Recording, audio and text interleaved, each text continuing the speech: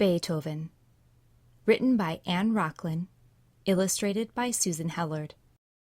It was unusually quiet in the hen yard, and Cecily Fisher, the baker's sister, looked around suspiciously. Then the hens began to squawk in fear. Quickly she strode across the yard and flung open the door of the hen house. "Ludwig! Well, now I know who's been stealing my eggs." No, Miss Fisher," lied the little boy. "Caspar threw my handkerchief in here, and I came in to get it."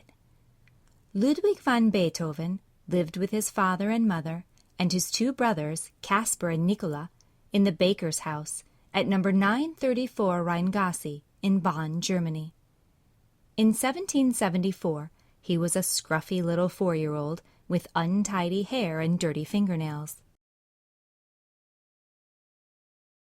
Ludwig went to school with his brothers. He hated his lessons. He studied French, Italian, and Latin, but his marks were very poor. As for mathematics, poor Ludwig was so bad at multiplication that if he had to find the answer to 3 times 4, he would write down 4 3 times and add them all together. Caspar and Nicola were very good at school, but when it came to music, no one was as brilliant as Ludwig. Ludwig was so small when he began to play the clavier that he had to stand on a bench to reach the keys. He also learned the violin. His father Johann was a singer. He gave Ludwig his first lessons, but was very strict. Coming home late at night, Johann would drag Ludwig out of bed to practice. If Ludwig tried to play from memory, his father would become very angry. "What silly rubbish are you scratching now?" he would scream. "Scratch from the notes, otherwise you will never be a real musician." Sometimes, when his father was busy with visitors, Ludwig would creep up to the clavier and play some chords. Then Johann would lose his temper.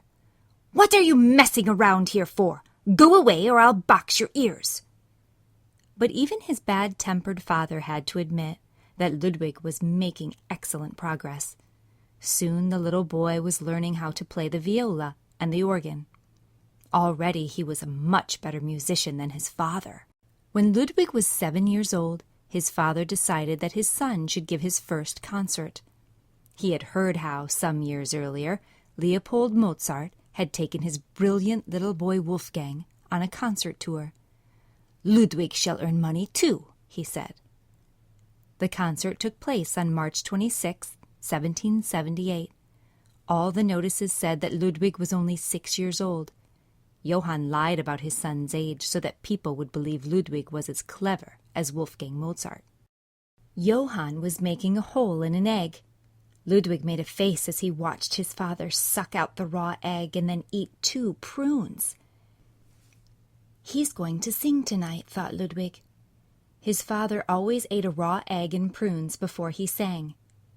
"It keeps my voice fresh," he told his young son. As Ludwig grew up, he realized that almost everyone he knew worked for the Archbishop of Cologne.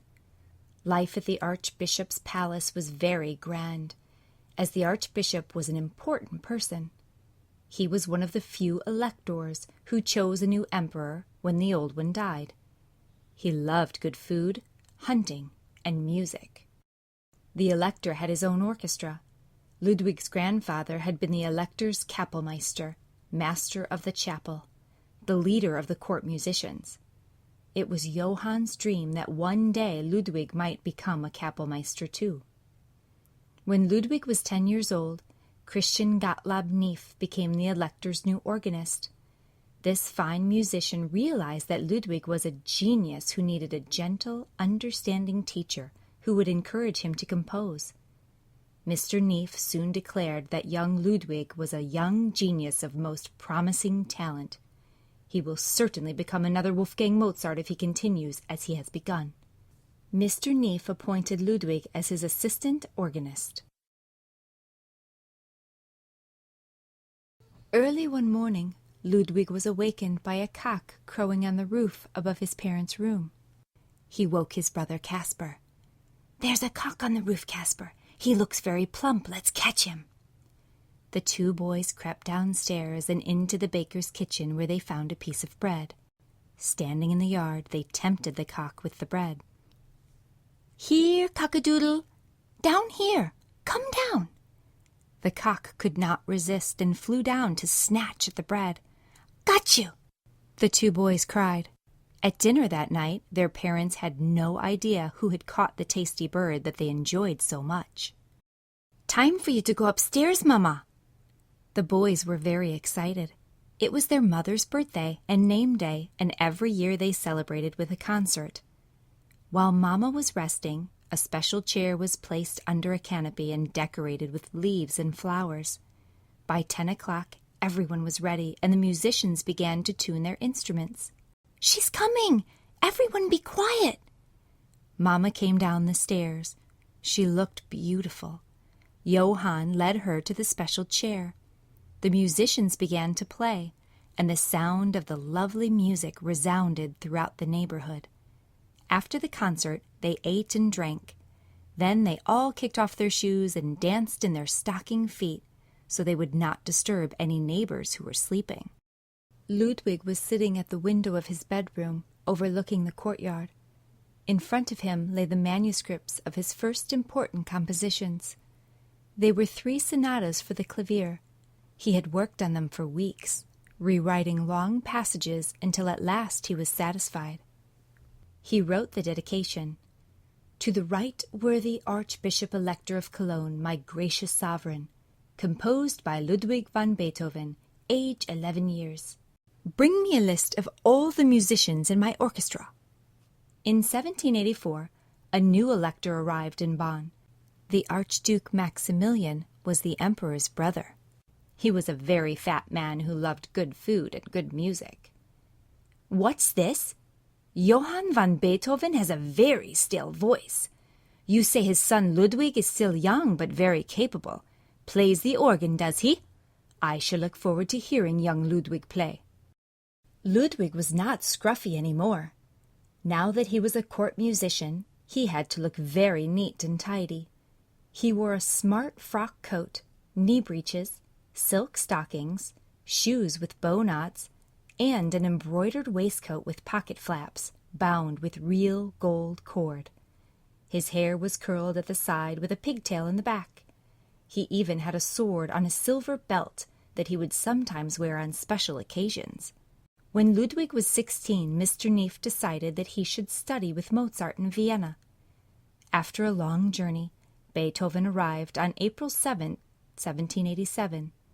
A few days later, he met Mozart, who invited him to play. Ludwig sat down at the clavier and played brilliantly, but Mozart did not seem very impressed. "Good. You prepared that well," he said in a rather cool manner. "I can do much better than that," cried Ludwig. "Give me a melody and I will show you what I can do with it." Ludwig's fingers flew across the keyboard. He was playing for the great Wolfgang Mozart. He was inspired. The simple melody that Mozart had given him became a masterpiece as Beethoven wove it into a wonderful composition. Mozart sat enthralled. Finally, he went over to some friends who were sitting in the next room. "That is Ludwig van Beethoven," he said. "Some day he will give the world something to talk about." Ludwig van Beethoven became one of the world's most important composers.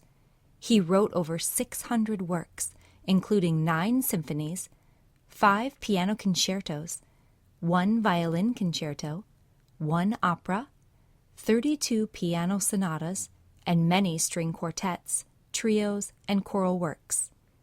Beethoven composed many of these masterpieces after he became deaf. Among his most famous pieces are the Moonlight Sonata, the Pastoral Symphony No. 6, and the Ode to Joy from his Symphony No. 9. He died in 1827.